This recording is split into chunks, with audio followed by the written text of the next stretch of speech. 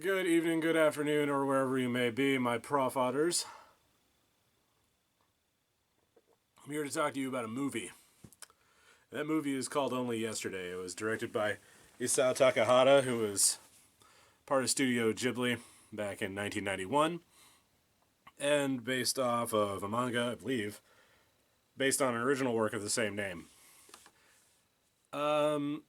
This movie has only come out recently, and I got to go see it at the DeBartolo Performing Arts Center in Notre Dame because I live close to Notre Dame, which should surprise none of you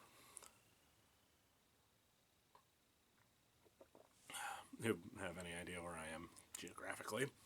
But so, uh, where do I even start with this film? I mean, this isn't going to be a proper review because it's not really something you can't really review somebody's memoirs. But here's the breakdown. The main character is named Taiko, and she is a Japanese girl. She's a woman when we first meet her. She's 27 years old. She works at some sort of some zaibatsu. I don't know. Who cares?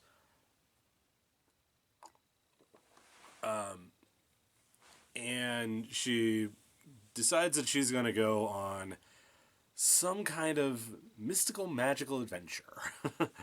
What she's actually going to do is she's going to go to the countryside and work for 10 days and just kind of use it to get away from the hustle and bustle of the city.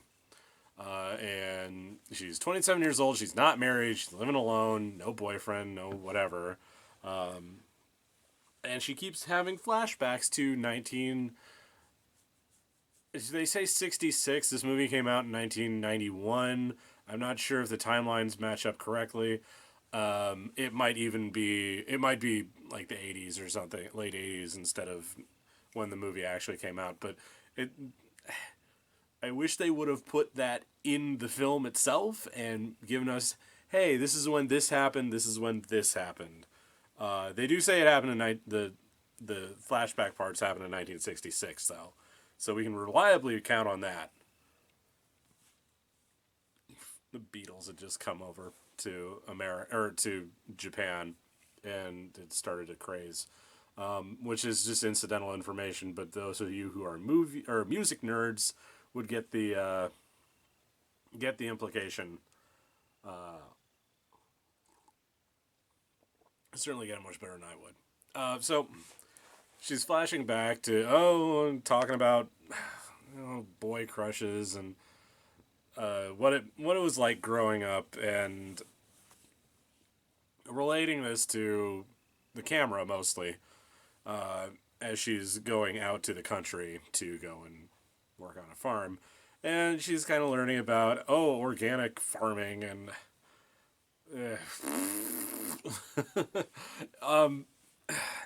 And she meets this guy, and they kind of fall for each other, but she's not really sure if she wants to, because she's the biggest problem with Taiko is that she doesn't really have much of a character. Most of her character is based entirely around the fact that she is she's a bit of a fuck up. She's got a lot going for her. She's the baby of her family, but she's not very good at math, and that becomes an arc in this film.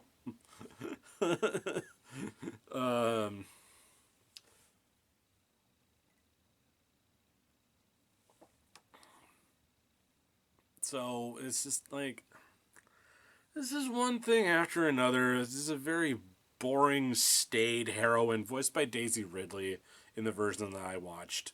Probably because the audio from 91 or 92, whenever this movie came out, probably isn't that great. This is a brand new dub. It stars Daisy Ridley and Dave Patel and a bunch of other really famous and better voice actors. that kind of gets snubbed for the role, but Stephanie Sheh's in there, Laura Bailey. I think I saw Mona Marshall's name pop up too. So this movie doesn't really. There are themes in this movie, but they're none of them very well fleshed out. There's this distinct difference between they're drawing this very not broad, this very divisive distinction between people who live in the city and people who live in the people who live out in the boonies, out in the countryside in Japan, which is actually a pretty significant population, but it's shrinking every year as they explain it in the film because of automation, and there's this kind of a weird lament that, oh, we don't do it like we used to anymore, but it's probably all right that we don't do it like we used to anymore because when the way we did it really sucked. There's this kind of is this faintly damning critique of 1966 Japanese culture, patriarchal society. And this is stuff I picked up on. I don't. The thing is, the movie has themes, but it doesn't. It doesn't seem to pick up on it. Like the viewers can pick up on it, maybe. Again, this is a movie about 1966. It was made in 1991. I'm probably saying this wrong, and it's being released to a white audience, predominantly white audience, in a college setting in 2016. So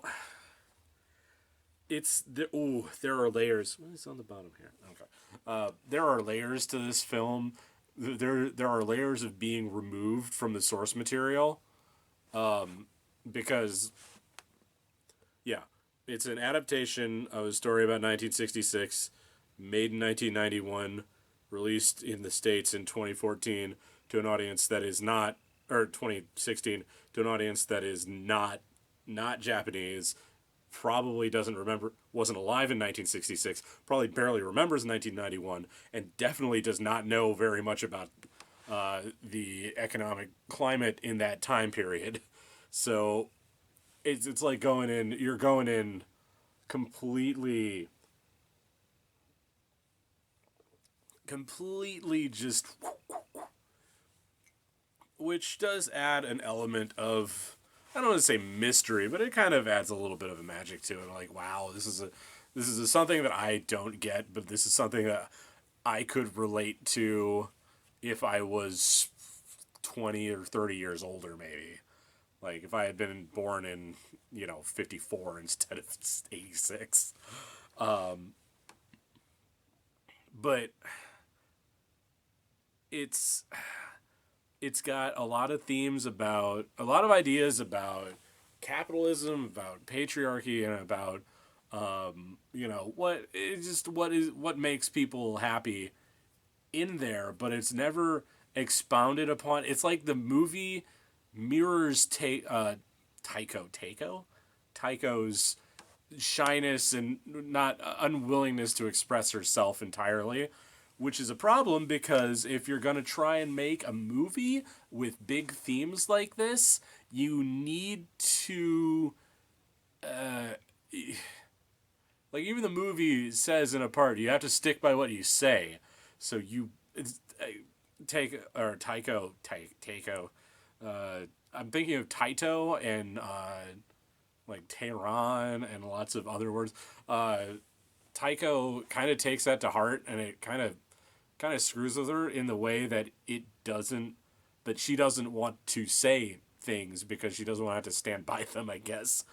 That's never explicitly put across in the film. You have to make that assumption yourself, and that's a problem because movies are a visual format, and a lot of this is told with dialogue and internal monologue, but the monologuing of it never has that level of self understanding. It's not. This is not a good Ghibli film. And it's not because it's a bad Ghibli film. It's just not a film that has a lot of substance to it. It's just it exists. It continues. It does its thing. But at the end of it, I walked away with that. I walked away from that theater being like, I, that's a solid renter. That is a movie you watch once, and that's a shame because I mean, obviously, you can go back and you watch movies like Mononoke. You can watch Spirited Away. You can watch Castle in the Sky, Nausicaa, Kiki's Delivery Service. Any of these films, you can go back to them and be like, "Hey, that was really good," and you can watch this one and just feel nothing.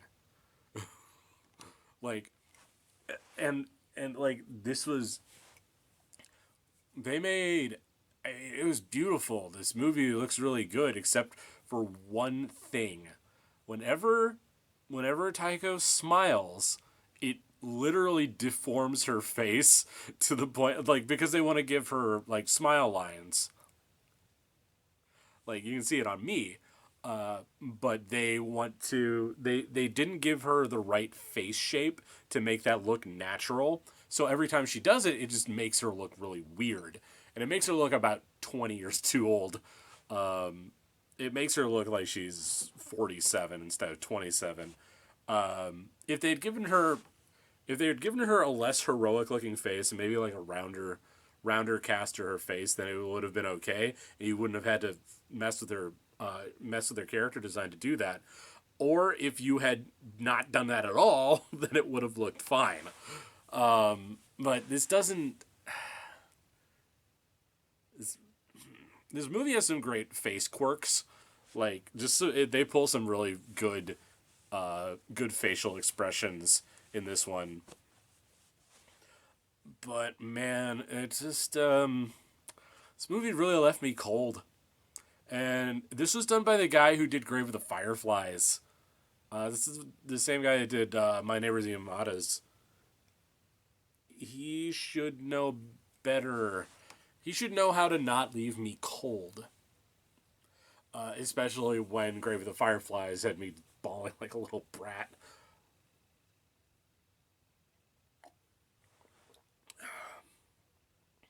But somehow there's it might be that there's enough of a disconnect. It might be that the main character was not very endearing. This movie is glacial, even for a Japanese film about going to the countryside, which kind of lends itself to being slow paced. This this film just goes like there were points where I was trying to fall asleep during the film to make it go faster, and it didn't work, which is probably a failing on my part more than anything else. But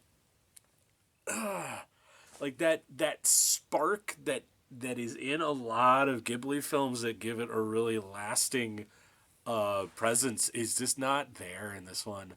And I think that might have to do with one, the fact that it's an adaptation. With two, the characters are not terribly strong, and three, it's not about something that's endearing or that's enduring. Let me break this down. Mononoke, Princess Mononoke, is about kind of a never was time. The about a time period that could have been, maybe it wasn't. You can't put a precise date on it, but it's like swords and sorcery sort of thing. Spirited Away could have happened to anybody. Any modern kid. Kiki's Delivery Service has this timeless look. All of these have this very specific, very non-specific, specific time period that they take place in, and which makes it easier to just go back and watch. But when you watch this is definitely taking place in a certain year, definitely flashing back to another year. And as we get farther and farther away from that year, it makes less and it has less and less of a cultural impact. Now, I'm saying this as a white Westerner from America, from Middle America, in 2016. I'm sure that there are people who have watched this film who like, oh yeah, no, I kind of remember things being like this in the early 90s. I kind of remember my parents telling me about how this works. It might even be there might even be parts of it where it's just like I remember this actually happening to me because Jap- Japanese society is still very traditional. That's cool. That didn't happen for little old me though, which shouldn't surprise anybody really, considering my huge disconnect from it. But a good film is a good film, and a good film can cross cultural boundaries. There's some with less tension than others. That being said, uh, Daisy Ridley, lovely actress, a real talent, does does not have a lot to work with in this. For one thing, she has to match mouth flaps, which is difficult for even talented voice actors. For another thing, she doesn't have any physicality to play with. For another thing, Takeo is boring. I don't know why you're not married. You didn't give up early enough. She doesn't really have a whole very strong character trait to her, other than she has a lot of memories of bad things happening to her. I mean, take it or leave it, I guess. But like, seeing Taiko as a kid and seeing Taiko as a grown up, you wonder where that kid went. Now she was kind of a shitty kid, sure, but she was also a lot more outgoing and a lot more. I don't want to say brave, but she definitely had more going on as far as dreams or whatever, and she just kind of settled. Now it might be a part of the that might be a part of the character that I am not entirely picking up on because of the cultural divide, but at the same time, like there's not a lot of the character that I thought was interesting still there by the end of this film. So she meets this dude and they kind of hook up. They're just kind of like, hey, do you want to live out in the country? Maybe. Yeah, I guess. No, I gotta go back to Tokyo. It's just very hee haw about it, and it's just like, come on, like get something done here. She makes her decision, and the movie ends, and I didn't care. I was just happy to be gone. It's just like I hate feeling like that with a movie where it's just like, is it over? Oh, thank God. I've ran through I've run through swamps that had better pacing. You know what I mean? But yeah, just as a whole, just didn't really do it for me. So yeah, I'm gonna say a solid rental. Go see it because it's really pretty, but I don't know. I really hope Daisy Ridley has a better career in voice acting in the future because she just didn't really floor me here.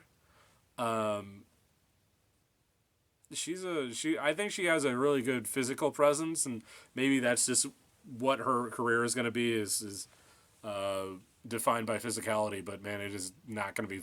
If this is the best she can bring to the table, and these are the roles that she keeps picking, it is not going to be voice acting that she's going to be remembered for. Uh, but you know what? Whatever, man. That movie was. It's not going to be breaking any records anytime soon.